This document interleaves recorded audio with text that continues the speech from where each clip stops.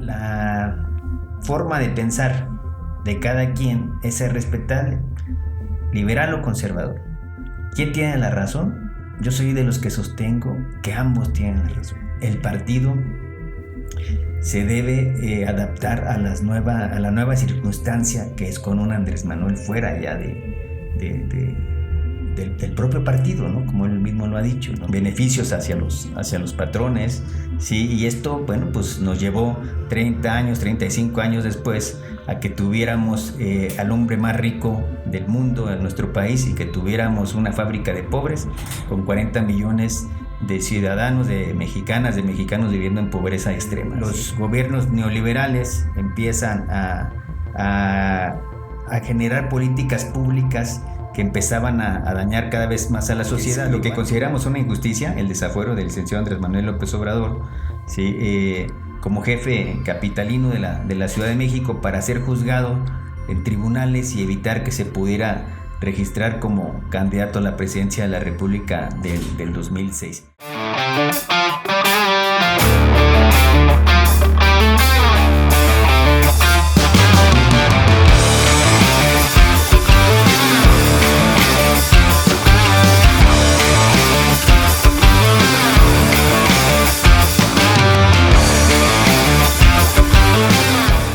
Amigos, ¿cómo están? Bienvenidos a su podcast Diálogo con César García. El día de hoy tenemos un invitado de lujo, un camarada ya de hace muchos años, el cual pues, la verdad lo estimo mucho y que bueno, hemos coincidido siempre en otros escenarios, en otros espacios, y bueno, tenía la intención de invitarlo a este podcast, el cual la verdad que nos va a nutrir mucho y nos va a hacer entender una realidad distinta a lo que luego en los medios de comunicación narran sobre lo que es el Movimiento de Regeneración Nacional. Amigo David, ¿cómo estás? Bienvenido a este podcast. Con el gusto de poder compartir este espacio contigo, mi estimado César, también con muchas ganas de estar ya aquí, ya la habíamos pospuesto y qué bueno que ya se pudo dar el momento. Pues sí, amigo, pues la verdad que, pues yo agradecido, hermano. Este espacio es para ti, para Julio, que también aquí nos acompaña, que ahorita también lo vamos a hacer otro podcast, que estos espacios, la neta, lo hemos hecho siempre con un chingo de corazón y siempre con la idea y la iniciativa de tratar de proponer algo, de dar, diferentes percepciones. Aquí han estado diferentes personas de diferentes actividades y todas las voces las hemos tratado de escuchar independientemente de nuestra identidad ideológica o partidista o nuestra percepción social, ¿no? O como una simpatía pues, ciudadana. Entonces, hermano, pues yo te doy la bienvenida. Me gustaría pues empezar con cómo es que inicia este movimiento de regeneración nacional, que por cierto, pues tú eres fundador de lo que es Morena, y bueno, pues nos gustaría saber para que el público comprenda y entienda cómo es que surgió este movimiento. Bueno, pues sobre esto cada quien tiene su propia visión del surgimiento, ¿no? Yo te compartiré la propia. En lo personal, yo reconozco este movimiento, esta fuerza de izquierda, esta corriente ideológica, la reconozco décadas atrás, ¿no? Para mí, nosotros formamos una parte de la historia de un movimiento que tiene 70, 80 años atrás y que ha vivido diferentes momentos, ¿no? Nosotros somos parte de una generación donde a lo mejor nos tocó estar algunos presentes, digo yo no lo estuve como tal, pero sí recuerdo la fundación del Revolucionario Democrático, ¿no? Me quiero referir de esa época hacia acá. Del 88. Del 88, sí, el episodio que tuvieron como un partido de oposición de izquierda de estos últimos 30 años aquí de la historia política de nuestro país, y a nosotros nos toca, o en lo particular me toca, bueno, pues ya entrar más en acción con la fundación de este movimiento de Regeneración Nacional, donde identificamos el primer antecedente y que es el que sostenemos nosotros sobre esta etapa, es el surgimiento de las redes ciudadanas, ¿sí? Que surgen en torno a lo que consideramos una injusticia, el desafuero del licenciado Andrés Manuel López Obrador, ¿sí? Como jefe capitalino de la Ciudad de México, para ser juzgado en tribunales y evitar que se pudiera registrar como candidato a la presidencia de la República del 2006. Es precisamente en este mes, en octubre, noviembre, que estamos cumpliendo 19 años, ¿sí? de ese momento, ¿sí? Y es cuando nos incorporamos. Nosotros fuimos parte de la constitución de la primera red ciudadana de Michoacán en apoyo a López Obrador. Precisamente le llamábamos a nuestra red Movimiento Michoacano en apoyo a López Obrador, ¿sí? Muchos de los compañeros que formaron parte de esa red hoy están en Morena, hoy tienen cargos de representación popular, hoy son funcionarios públicos, federales, estatales, ¿sí? Con ellos se fundó esta primera expresión a favor del obradorismo, en contra de esa injusticia, y es el momento que reconocemos como la fundación del movimiento aquí en Michoacán. Digo, cada quien tendrá algún momento distinto en sus estados o lo identificará con alguna otra parte. Pero nosotros coincidimos en su mayoría que es cuando surge, y de ahí empezamos diferentes etapas.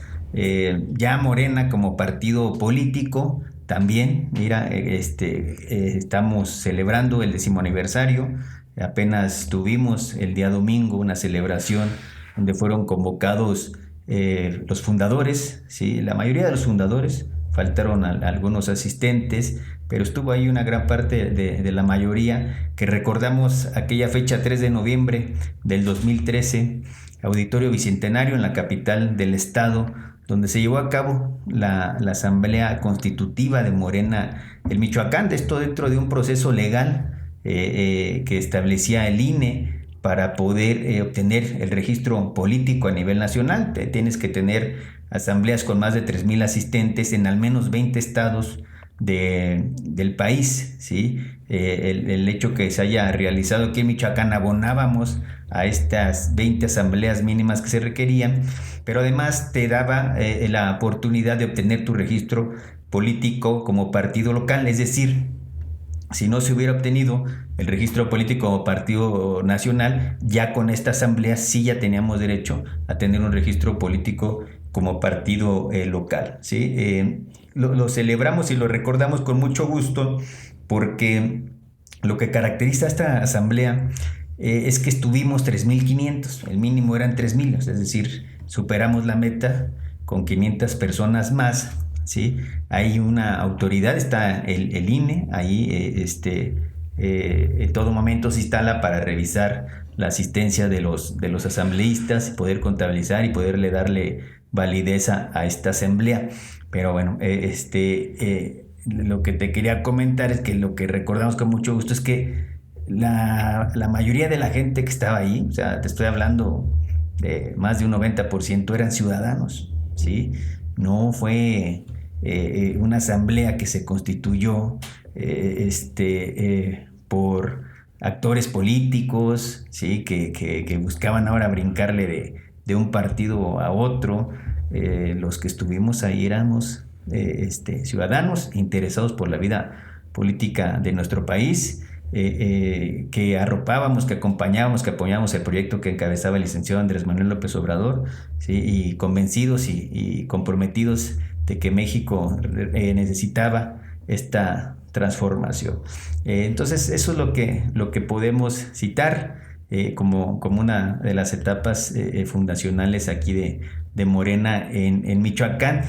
También, bueno, decir que en Michoacán siempre se ha escrito la historia, ¿sí? Más importante de México, los episodios más importantes de México. En Michoacán siempre ha sido un escenario donde se ha escrito la historia y se sigue escribiendo, se sigue escribiendo. Esa asamblea la hicimos al primer intento, ¿sí? Porque tú podías hacer hasta 3 veces si no lograbas el quórum necesario. aquí en Michoacán, con el apoyo de todos estos ciudadanos, compañeros, logramos hacerla en una primera convocatoria. Ok, a ver, David, ¿en qué sentido social se le da al surgimiento de Morena? O sea, ¿por qué la necesidad de un movimiento de esta naturaleza? Bueno, porque la lucha que venía, por eso reconocemos nosotros décadas atrás esta lucha social, bueno, primero como una corriente ideológica, después ya en el momento donde los gobiernos neoliberales empiezan a generar políticas públicas que empezaban a dañar cada vez más a la sociedad. Digo, algo que motivó a Moreno, que siempre ha sido uno de los objetivos, es abatir la brecha de desigualdad, ¿no? Fueron diferentes momentos de los gobiernos neoliberales, un momento en donde las políticas públicas hablaban del desarrollo en el país, que es el momento del desarrollo compartido, ¿no? Que le comentaban, bueno, esto en resumidas cuentas es la participación de capitales privados ya en convenios, ¿sí? En concesiones, en acuerdos, en contratos con los gobiernos del país, con los gobiernos del estado, ¿sí? Que esta apertura pues empezó a generar una brecha de desigualdad, ¿sí? Y en torno a esto, pues en cascada también se empezaron a diseñar leyes que le daban trato a los trabajadores injustos, ¿no? Se empezaron a privilegiar beneficios hacia los patrones, ¿sí? Y esto, bueno, pues nos llevó 30 años, 35 años después a que tuviéramos al hombre más rico del mundo en nuestro país, y que tuviéramos una fábrica de pobres con 40 millones de ciudadanos, de mexicanos viviendo en pobreza extrema, ¿sí? No se podía vivir ya con esta desigualdad, no se podía vivir ya en este país con el saqueo a la nación que se estaba viviendo, no se podía vivir con una mafia de 32 familias, como siempre lo mencionó el licenciado Andrés Manuel, que eran las que gobernaban nuestro país y que cada vez agudizaban más esta desigualdad. Llegó un momento, como tú lo recordarás, donde se pretendía privatizar el patrimonio de todas las mexicanas y mexicanos, que era el petróleo, ¿no? Era lo último que disponíamos ya como empresas productoras de este país, porque recordarás que el gobierno pues tenía cerca de 300 empresas productoras, y que después se privatizaron en la época del salinato, y que precisamente, bueno, pues esta privatización de origen a que tuviéramos al hombre más rico del mundo. Entonces, este patrimonio que era de todos y que además sostiene la economía de nuestro país, pues estaba a punto de llegar a parte de los capitales privados. Al último, la reforma energética sí se aprobó, ¿sí? A 10 años de que eso sucediera, bueno, pues ahora podemos sostener que el tiempo nos iba a dar la razón, ¿sí? Y que de entrada, pues Pemex no era una empresa que estuviera quebrada, y en segunda, pues estos capitales privados no iban a venir a solucionar la economía del país como se dijo, ¿no? Ahora esas empresas que iban a explorar y a detonar y todo, bueno, pues se han detenido, ¿no? Están ahí los contratos de alguna manera, pero no vemos este gran desarrollo, y por lo contrario, ¿no? Todo lo que se pudo todavía sostener como empresa pública, pues ahora Pemex tiene otra cara como una de las mejores empresas a nivel Latinoamérica, y seguros que vamos a concluir ese sexenio del licenciado Andrés Manuel con lo que él siempre ha sostenido, ¿no? La estabilización en el precio de la gasolina. Sí, entonces, estas fueron de las principales razones, era lo que sucedía en esos momentos en nuestro país, y esto fue un detonante, fue un combustible para el movimiento. Sí, pues de hecho, tiende a ser lógico. Luego, cuando analizas los procesos históricos, de una sociedad te vas dando cuenta que todos son consecuencias de o por algo. No sucede nada por casualidad.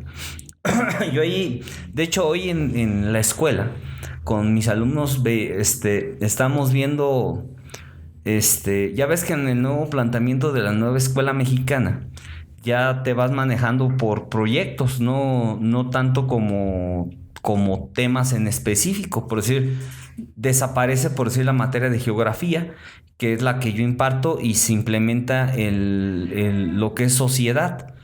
Y sociedad es una mezcla entre geografía e historia. Entonces ves desde cómo surge un volcán hasta los movimientos sociales en nuestro país, ¿no? O sea, es una variedad en ese nuevo sistema educativo, que por cierto está basado en lo que era el PDCEM, la propuesta de educación alternativa de pedagogía crítica que manejaba la CENTE, o sea, la Coordinación Nacional de Educación, que era el plan alternativo, ¿no?, de educación que manejaba la CENTE. Entonces, dentro de esto, nosotros estábamos viendo precisamente lo de los temas de movimientos sociales, ¿no?, que han surgido en nuestro país, güey. Bueno, en esto yo les puse un documental, el de Molotov, que se llama Jimmy the Power, para que ellos comprendieran desde la óptica de un movimiento que fue el rock, que durante muchos años fue como el escaparate de un movimiento, pues, musical, que le daba un sentido lógico a la juventud y que arropaba gran parte de las inquietudes, donde muchos empezaron a definir su identidad como parte de su percepción humana, ¿no? O sea, como cualquier otro joven que va buscando esta percepción social, de dónde caber, qué forma de vestir utilizo, cómo hablo, cómo pienso. Y entonces el rock fue un escaparate. Entonces quería inducirles por medio de este documental para que fueran comprendiendo este concepto de lo que es lo que es nuestra realidad en nuestro país, ¿no? Porque yo les decía, a ver, ustedes, pues todos andan oscilando alrededor de 14 años, güey. Todos. Entonces yo les decía, ustedes más o menos en unos 6 años van a ser ya los votantes. O sea, en 6 años van a ser los votantes. En 10 años van a ser la clase productiva de nuestro país, van a ser la sociedad que va a sostener la economía de nuestro país, y que si los ves en términos humanos, pues realmente ya están a la vuelta de la esquina para ser personas productivas socialmente, güey. Entonces yo les decía, por eso es que ustedes deben de comprender de la realidad de cómo fueron sucediendo ciertos acontecimientos, para que ustedes estén informados y de otra forma puedan tomar una valoración. ¿Por qué no regresar a ciertos sistemas que nos dañaron durante muchos años? Les dije, ustedes, pues realmente, pues ustedes cuando nacieron, pues muchas de estas cosas no los vieron, no la vivieron. Pero uno que ya pasó que pasaste por ciertos acontecimientos, aunque no tuvieras la facultad de votar o de decidir, pero pues vas viendo las consecuencias sociales que esto te iba trayendo, güey. Por decir, güey, yo les enfocaba mucho, porque ya ves que en este documental pues narra desde la época prehispánica de cómo fue la conquista, cómo se fueron dando los dogmas religiosos y cómo se fue dando la educación en nuestro país. Y entonces llegamos a la etapa que creo que es fundamental para entender la realidad del México actual, que es el salinismo, ¿no? O sea, que donde llegó Carlos Salinas, y cómo ese año del 94 va a ser emblemático en la historia de nuestro país, porque fue el año que hubo un movimiento social, económico, político, que hizo cimbrar, ¿no?, a nuestro país. Y entonces yo les analizaba mucho ese periodo, el año 94. Les iba narrando cómo surgió el EZLN, por qué surgió el Tratado de Libre Comercio, cómo empezaban a asesinarse entre ellos mismos, cómo asesinaron a Colosio, al cuñado de Salinas, al cardenal, y cómo la muerte del cardenal te empieza a revelar otro fenómeno que estaba creciendo, que es el narcotráfico, y que salía una figura como el Chapo Guzmán. O sea, ¿cómo íbamos un México que o no queríamos ver o trataban de ocultárnoslos? ¿Sí me entiendes? O sea, eran como que todo era todo magia, todo felicidad, pero que existía un México abajo, crudo, pues real, que estaba mermando y que estaba empujando socialmente todas las fibras sociales, y que se empezaban a denotar ese tejido social que se estaba como quebrando, se estaba distanciando ese tejido social. Y entonces yo les iba haciendo hincapié, ¿no? Les decía, a ver, ¿por qué es el periodo neoliberal, ¿no? Y propiamente trataba de sintetizarles, y era pues completamente abrir tu economía al sector privado, ¿no? O sea, que el sector privado intervenga a la economía donde el Estado tenía completamente sobreguardado todo lo que eran las empresas transnacionales, ¿no? O sea, las empresas que pertenecían al Estado, que fueron vendidas a sector privado, y que eso fue provocando una desestabilidad económica, que era lo que tanto decíamos. Ok, güey, ¿quieres privatizar Pemex? ¿Y de dónde chingados vas a sustituir lo del 40% de la economía nacional que sostiene Pemex? O sea, ¿cómo lo vas a sustituir? Con impuestos no lo vas a sustituir. O sea, debes de tener un plan donde realmente garantices que ese dinero no va a hacer falta. Y entonces era lo que yo les iba argumentando. Les decía, a ver, ¿cómo? Si en su casa ganan 10 pesos, es como si les quitaran 4. Y entonces ya les iba dando ahí este contexto, ¿no? Y entonces yo les decía, y lo que creo que más aceleró, incluso más que el tema del EZLN, porque creo que el EZLN es una consecuencia del fallido sistema, que también ahí son otros temas sociales, porque no es solamente una desigualdad económica, sino que era que vivían en como infrahumanos, güey. O sea, temas que pensábamos que que había sucedido en la colonización, todavía estaban viviéndolo en ya casi llegando al siglo XXI, güey. O sea, que son cosas ya de otro tipo, ¿no? Temas ya más de un reconocimiento histórico a estas comunidades, güey. Pero yo creo que el error de diciembre fue lo fatal, ¿no? O sea, fue lo que realmente ya le pegó a la economía directo, güey. O sea, y que fueron las consecuencias de todo esto, o sea, de todos estos malos manejos que fueron dando en nuestra economía.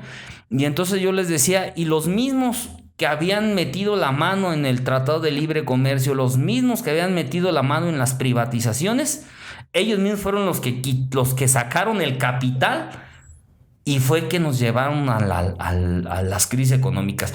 Dije, y de ahí ya no nos hemos vuelto a parar como estábamos en una estabilidad. Hemos tratado de seguir avanzando, pero cuando te das cuenta, y les hablaba del FOBAPROA, esto llevó a la consecuencia el FOBAPROA, y el FOBAPROA pues completamente van a ser generaciones enteras donde ya naces endeudado. Y dicen, ¿por qué estamos endeudados? Dije, pues sí, tristemente todos los mexicanos desde que nacemos ya traemos una deuda que ni siquiera nosotros pues fuimos los causantes, sino fue que el gobierno le dio al banco dinero, y ese banco, en vez de que el banco les pagara ese dinero, somos los mexicanos los que tenemos que pagar ese dinero a los bancos. Entonces dije, es una situación donde ustedes deben de crear conciencia. Y era donde les decía, a ver, ya se vienen elecciones.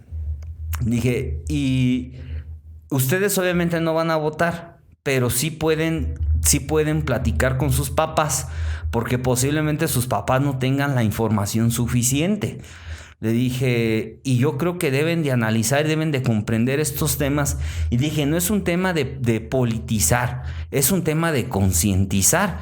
Porque si regresamos al sistema priista, al sistema que estos quieren que regresemos, porque ni siquiera era un neoliberalismo mundial, era un neoliberalismo a la priista. O sea, un neoliberalismo a la mexicanota, güey, a la gandallar todo, güey, porque ni siquiera una lógica como lo estaban manejando en otras partes partes del mundo donde estaba funcionando, donde había una movilidad económica. Aquí no, güey. Aquí era de vender y órale, güey, todo para nosotros, todo para nosotros. Entonces, por eso yo les decía, tienen que analizar esa percepción. O sea, deben de comprender.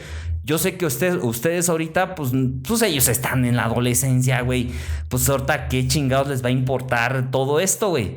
Pero luego de repente hay quienes sí agarran el rollo, güey. Dicen, ok, güey, entonces por eso esto. Porque ya les empiezo a decir, a ver, ¿quiénes de aquí trabajan en el campo? Sus papás trabajan en el campo, en las fresas.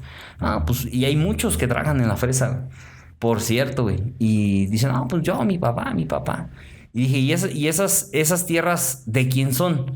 No, pues de una empresa que manda a Estados Unidos. Dije, bueno, pues todo eso es consecuencia precisamente de este año, del año del 94, porque fue cuando se realizó la reforma agraria, donde liberaron para que el sector privado pudiera intervenir en las tierras ejidales. Por eso hay un montón de tierras que antes eran ejidales que ahora tienen los privados. Por esa razón es que sus papás tienen esta oportunidad para ir a trabajar a estas empresas, porque estas empresas llegan a raíz de consecuencias del Tratado de Libre Comercio y del Tratado de la Reforma Agraria, que precisamente sucedió en esto. Entonces, trato de que entiendan su realidad con lo que se construyó en el pasado. Y entonces aquí es donde ya los empiezo yo a orientar, ¿no? Les voy diciendo, a ver, ahora que ha cambiado, ¿no? O sea, ahora que ¿por qué el presidente actual está teniendo tanta popularidad? Dije, porque precisamente todos aquellos que padecimos del pasado entendemos que sí se ocupan reformas, entendemos que se ocupaban cambios, entendíamos que se ocupaba otra realidad, porque ya era insoportable lo que estábamos viviendo, güey. O sea, como ahorita tú dijiste, güey, ¿cómo podíamos tener en un país donde teníamos dentro de las listas de los 100 hombres más ricos del mundo, teníamos a 10, 15 cabrones ahí y con una tasa de pobreza inmensa, güey? 40%. En extrema, güey. O sea, era una situación insostenible, güey. O sea, obvio que tenía que salir un movimiento que arropara esto. O sea, era cuestión de tiempo. Fuera Andrés Manuel o no fuera Andrés Manuel, alguien tenía que salir a dar este golpe, decir, no, espérense, güey. Es más, güey, fíjate, yo hasta a veces tengo la teoría de que hasta Andrés Manuel, o sea, misma gente del propio sistema, sabía que era necesaria una figura como Andrés Manuel, güey. Porque ya entre ellos mismos sabían que ya estaba incontrolable, güey. O sea, entre los misma burguesía, sabían que ya era una... Con Peña fue una... Pero desfachatez, güey. O sea, ya era de todos robar, güey. O sea, ya era de... Todo mundo robaba. Y los mismos empresarios, hombre, ellos mismos lo saben. Un estado también así, donde todos se roban, ellos mismos les iba a causar Pues es que ¿quién va a querer pues tener pérdidas, güey? Pues nadie quiere tener pérdidas en sus empresas, güey. Y eso sabían que iba a llegar a un colapso, güey. O sea, insostenible, güey. Y yo siento, y a veces tengo hasta la teoría, que el mismo sistema permitió que llegara Andrés Manuel para que le diera un equilibrio, güey, esta chingadera, güey. Porque si no, no me explico, güey. ¿Sí me entiendes cómo fue el crecimiento, güey? No que Andrés Manuel se sentara y le dijeran, tú vas a hacer, sino que ellos mismos... yo creo que algunos razonaron y dijeron, sí, güey, sí es cierto, cabrón. O sea, sí tiene que haber un cambio, güey. Y entonces por eso todo el mundo empezó a decir, sí, güey, pues por ahí. Porque sí era ya realmente insostenible, güey. ¿Cómo ves, güey? Pues mira, yo respeto ahí tu teoría, a que no muy convencido, porque yo creo que lo que más les ha dolido es perder los privilegios, al menos de que se imaginaron que ya AMLO en el poder pues iba a poder ser manipulable y que solamente iba a hacer una simulación del cambio de régimen y que los privilegios iban a sostener. Si eso queriendo sostener la teoría, pues eso pudo haber sostenido, pero pues se toparon ahí con pared. Personajes como AMLO son únicos. Sí, güey, sí, son figuras históricas. Son figuras históricas y únicos porque es muy difícil en la política encontrar estas personajes con esa integridad plena, ¿no?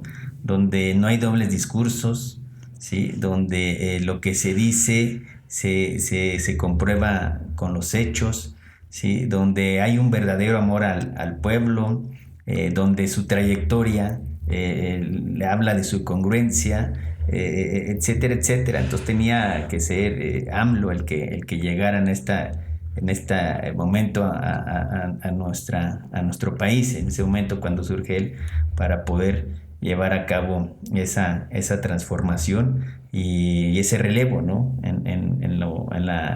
en el régimen político en nuestro país. Sí, güey, pues de hecho, te digo que pues así les iba diciendo a mis alumnos, güey. Yo siempre he dicho, güey, aunque uno sea maestro, güey, en la clase, y no es por echar grilla en clase, güey, sino sí tienes que tener una postura ideológica, güey. Creo que en la escuela sí se debe educar también ideológicamente, güey. O sea, que los morros comprendan, güey. O sea, que no nomás entiendan la realidad por medio de redes sociales, güey. O que se distraigan mucho en eso. Que también comprendan esto. Te digo, yo doy clases alrededor como de 200 alumnos, güey. De esos, alguno va a agarrar el rollo, ¿no? Alguno, güey. Ya uno como maestro, pues esa es la satisfacción que te va dando, güey, ¿no? O sea, que un alumno vaya teniendo conciencia social y vaya comprendiendo en el por qué no regresar, güey. Y es que, sí, güey, yo la neta, yo que he seguido de cerca el movimiento, pues mi primera elección donde yo voté fue con Andrés Manuel. O sea, yo como les decía, no creo que con quién comentaba, dije yo, por el único que he votado a la presidencia de la República ha sido por Andrés Manuel. Dije, yo entiendo que el PRD tenían como una figura unificadora al ingeniero Cárdenas, güey, porque pues completamente él fue el que empujó eso, güey. Pero pues precisamente llega Andrés Manuel y con él llegan otras generaciones, güey, que empezamos a empujar, empezamos a construir desde abajo, güey, las cosas, güey, viendo nuestra realidad, pero yo notaba que éramos una generación consciente, güey. Yo siento que de las últimas generaciones conscientes, güey, de la realidad, güey. Hay que ver cómo vienen estas nuevas generaciones, con qué conciencia social vienen, porque alguien tiene que continuar la lucha, alguien tiene que continuar empujando la transformación, porque aunque estoy seguro que va a seguir el movimiento en el gobierno, también hay que estar vigilando que los gobiernos estén llevando la identidad que le dio vida a este movimiento, güey. Porque luego tendemos a que esas partes las queremos omitir o pensamos que todos los que llegan por el movimiento van a ser buenos elementos, güey. Y realmente yo no lo veo así. Yo algo que critico internamente de Morena es esta parte, güey, que el crecimiento lo están basando solamente en popularidad, güey. Y que estén ganando encuestas gente que han sido retractores, güey, ¿no? Gente que ha señalado, ha reprimido, y que por muchos años reprimió, güey, al movimiento, güey. Y que ahora vienen y los premian, güey, ¿no? A excepción, pues, de ahora que hace rato platicábamos detrás de cámaras de la Ciudad de México, güey, de que pasó con Clara Brugada, güey, que fue algo que nadie, o sea, que todos sabíamos que ella debería de ser, no por popularidad, sino por lo que representaba ella, güey, por lo que acompañó a Andrés Manuel y no el otro candidato, ¿no, güey? Que tarde o temprano pues iba a salir el Ayotzinapa, güey, ¿no? Ahí de por medio, güey. Pero yo creo que es algo que yo en lo personal yo he criticado, güey, porque yo creo que todo vale, güey, ¿sí me entiendes? O sea, también vale el que se rajó la madre cuando solo eran 5, güey. Y que tiene que tener la misma valoración social que el que tenga miles, güey. ¿Sí me entiendes? O sea, yo creo que tiene que llegar a un equilibrio interno, Morena, güey. No puedes, por muy democrático que seas, No puedes nomás abrir así el instituto en algo donde debes de tener hasta cierta manera un tema ideológico, güey. Y aunque te digo, hay quienes se molestan, güey, cuando luego hago estos comentarios, güey, pero concursos de formación, eso no te garantiza la identidad partidista, güey, ¿no? La identidad ideológica, güey. No te lo garantiza, güey. Lo garantiza, una, tu trayectoria, dos, la historia, güey. Eso es lo que te da la garantía del carácter social ideológico, güey.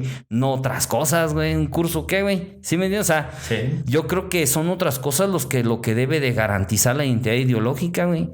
Aquel que hace 2, 3 años decía que Andrés Manuel estaba loco, no puede tener un carácter y de identidad ideológica, güey. ¿Sí me entiendes? O sea,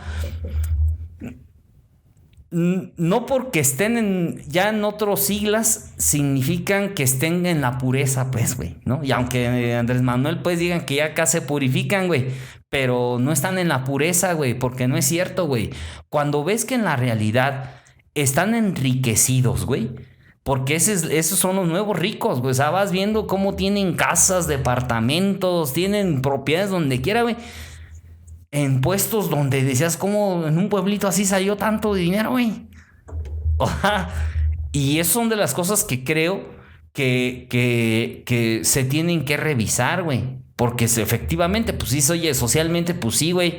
Pues tengo ahí 6 millones que estoy sacándole para estar repartiendo a la gente. Pues oye, que vas a tener popularidad. ¿Cómo uno del movimiento, cómo vas a competir contra eso, güey? No puedes competir contra 6 millones que tienen guardados ahí, güey. ¿Cómo compites, güey? ¿Sí me entiendes? Por eso yo creo que los parámetros de elección, de democracia, deben de revisarse y no, o sea, debe de mantenerse un equilibrio, porque tampoco se trata de cerrarnos y solo nosotros, pues no, güey, pues el partido debe abrirse, debe de tener vida orgánica, debe de fluir, pero yo creo que debe de tener ciertos parámetros, güey. Sí, bueno, voy a regresar poquito a algo que comentaste, pero que quiero yo ahí hacer algún comentario. Mira, yo creo que para mí lo más importante es que el pueblo se esté politizando, ¿no? Que cada vez participe más, como lo ha señalado nuestro presidente. Eso es lo más importante. La forma de pensar de cada quien es ser respetable, liberal o conservador. ¿Quién tiene la razón? Yo soy de los que sostengo que ambos tienen la razón. ¿Sí? Yo sostengo mi razón porque estoy en contra de la desigualdad y voy a seguir participando en este movimiento político, sí, porque estoy en contra de la desigualdad. Pero si la corriente de pensamiento conservadora dice que tiene la razón porque así se construye y se diseña una sociedad donde debe haber ricos ponderados y debe haber clase obrera, pues está bien, ¿no? Eso también lo respetaría, y que sea el propio ciudadano que decida en qué corriente de pensamiento quiere estar, en una u otra. Hoy tenemos la mayoría de las mexicanos y mexicanos coinciden con esta visión de proyecto. Y por eso estamos gobernando. Entonces, bueno, ahora sí, en ese sentido, ocupémonos al interior de nuestro partido para mantener en el poder lo que nosotros defendemos como que tenemos la razón con este proyecto alternativo de nación, con esta propuesta de políticas públicas que conocemos que ha implementado el licenciado Andrés Manuel en su gobierno. Y echamos una mirada entonces ahora sí al interior de Morena, ¿sí? Se ha dicho que Morena pues no tuvo una construcción, una formación natural, ¿no? O sea, en apenas 6 años, un tema así, bueno, en 4 años conquistamos la presidencia de la República, después de que obtuvimos el registro como partido político. En 6 años ya estábamos gobernando una tercera parte del país. En 10 años estamos gobernando 22 estados, la capital del país, la presidencia de la República. O sea, ha sido un crecimiento muy, muy rápido. Entonces, eso siempre se ha señalado, ¿sí? Pero vamos a entrar, esto ha sido también gracias al gran liderazgo del licenciado Andrés Manuel. Vamos a entrar a un nuevo momento en la vida de Morena. Es la salida del licenciado Andrés Manuel, ¿no? Él sostuvo este movimiento durante 20 años, lo condujo, ¿no? Y no permitió, primero, que se distorsionara, ¿no? Porque recuerda que lo nuestro siempre fue una resistencia civil pacífica, ¿sí? Nunca permitió caer a la violencia y que esto distorsionara nuestros propósitos, ¿sí? Mantuvo durante todos estos años la parte ideológica, siempre fue muy insistente en la parte ideológica sobre lo que se piensa del poder, ¿no? Que se convierte en virtud cuando se pone al servicio del pueblo, etcétera, etcétera, ¿no? Entre otras cosas que nosotros nos hemos formado, ¿no? Como corriente, ¿sí? Pero que ahora viene él, ¿no? Viene él, ahora sale él, ¿no? Y entonces en esta salida hay dos, yo creo que dos partes que tienen una gran responsabilidad. Primero, la dirigencia de nuestro partido, la dirigencia nacional, esté quien esté en turno, sea Mario o sea quien venga a sustituir a Mario, ¿sí? En que el partido se debe adaptar a la nueva circunstancia que es con un Andrés Manuel fuera ya del propio partido, ¿no? Como él mismo lo ha dicho, ¿no? Que se retirará y se retirará también de su vida como militante en el Morena, ¿sí? Debemos cuidar su legado, ¿sí? Y debemos cuidar que este partido, bueno, continúe durante décadas como ha sido la intención y ha sido la proyección. Entonces habrá que ajustar. ¿Cómo lo ajustas? Pues, creando algunas instancias, entes al interior de tu partido que precisamente vigilen el actuar de los gobernantes emanados de este movimiento, ¿no? Lo hicimos aquí en Michoacán. Aquí en Michoacán, en el año 2019, por ahí 2018, no recuerdo bien qué año fue, 2019 seguramente, creamos las comisiones del buen gobierno a través de un acuerdo del Consejo Estatal, como máxima autoridad de Morena aquí en Michoacán.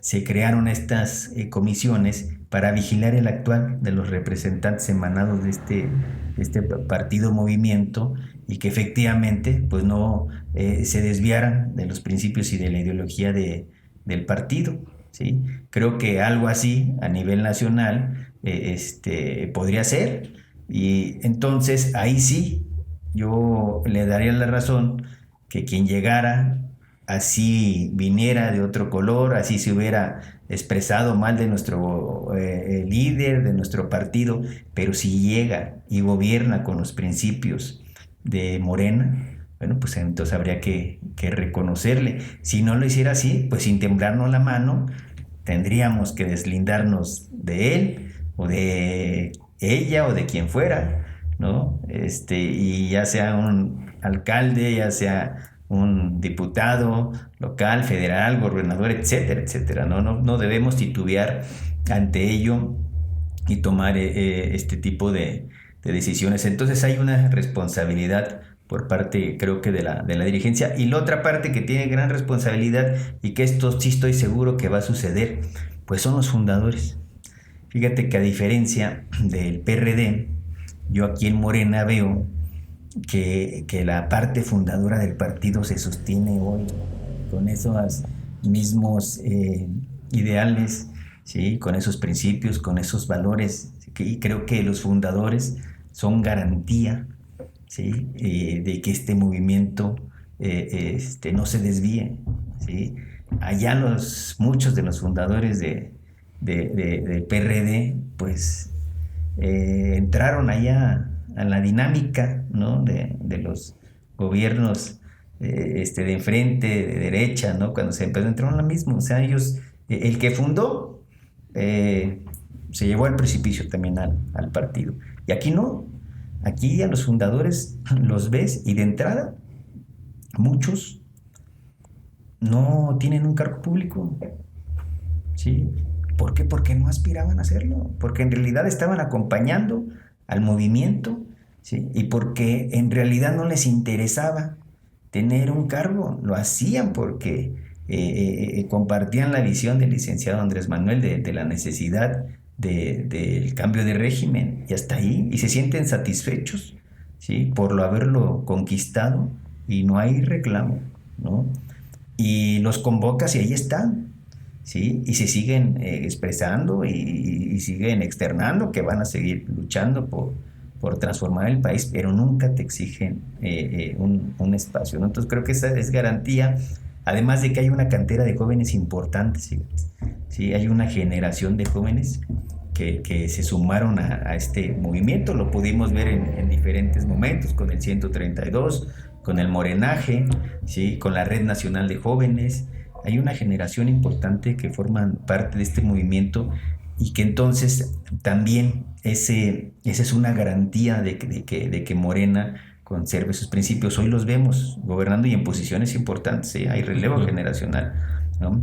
Tenemos a una secretaria de gobernación, Luisa María Alcalde, que es orgánica de este movimiento, pero que además es muy joven, y si hace a esta edad secretaria de Gobernación, pues tiene potencial para pensar en lograr también gobernar el país, ¿no?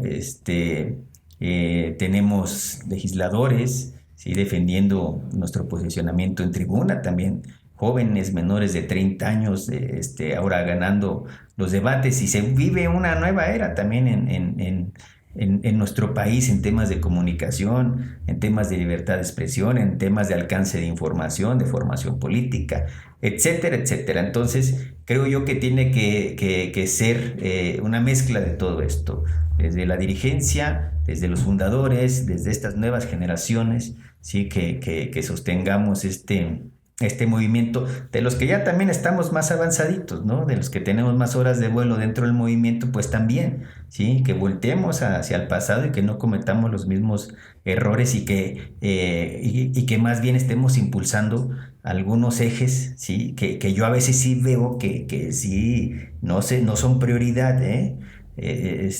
Como había tres ejes de acción importantes, recuérdalo: la austeridad, la transparencia y el combate a la corrupción, ¿no? En temas de austeridad se avanzó a nivel federal, pero todavía en estados y en municipios no ha llegado la cuarta, y no se ha avanzado, ¿no? Sí, bueno, a veces no se ha ni legislado al respecto, ¿no? En transparencia tenemos que avanzar muchísimo. Si no existe la transparencia en el país, ¿sí? Ocupándonos del tema local, si tú quieres consultar un tema de transparencia de un ayuntamiento, de el propio gobierno, no son amigables los medios para poder acceder a esta información. No hay acceso a la información. Tú entras y quieres consultar un documento. Bueno, pues si era un Excelote el que hicieron, lo imprimieron, lo escanearon y así lo siguen, entonces tú lo consultas y no se ve absolutamente nada, ¿no? Quieres ver un estado financiero, pues te empujan ahí un informe de 1000 hojas, etcétera.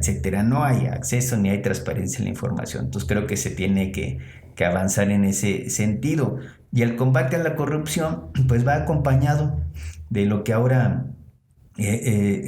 nos ha ocupado en la escena política, que es reformar al Poder Judicial de nuestro país. Mucho tiene que ver con el combate a la corrupción, un poder que ha nadado de a muertito, ¿sí?